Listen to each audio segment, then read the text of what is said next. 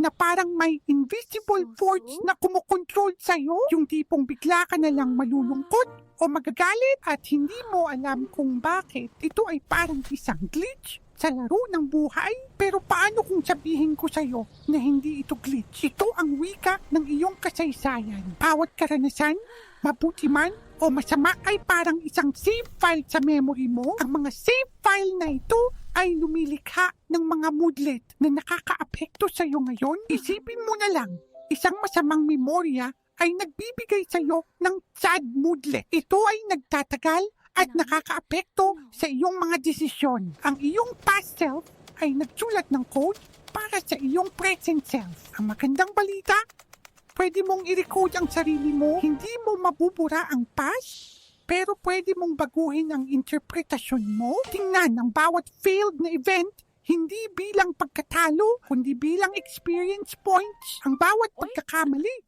ay isang level up sa skill ng wisdom. Piliin mong bigyan ng pansin ang mga happy memories na nagbibigay ng inspired moodlet. Ikaw ang player at developer ng sarili mong sim. Gamitin mo ito para i-upgrade ang iyong future self.